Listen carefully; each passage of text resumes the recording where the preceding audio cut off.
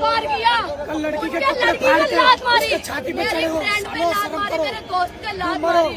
और क्या कह रहा पुलिस वाला, लड़की पे साली तू यहाँ से निकल ली है, तुझे निकालू।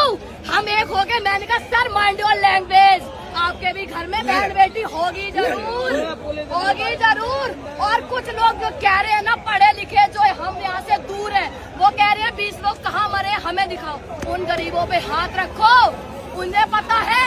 और कल आइस का गोला हम बच्चों के ऊपर फेंका गया, लड़कियों की जान जाने से बची है। हम लड़कियां कोमल होती हैं, हमें बचाने के लिए शेर जैसे भाई खड़े हुए। उस भाई ने गोला अपने हाथ में रखा और गोला बाहर फेंका हम लड़कियों को बचाने के लिए। सोचो अगर हम लोगों के आइस पे, आँख पे, चेहरे पे वो गोला गिरता तो क्या होता, क्या होता। इतना भी रहम नहीं है। क्या हम लोग टेररिस्ट है? नहीं, हम लोग शिक्षा के लिए खड़े हैं।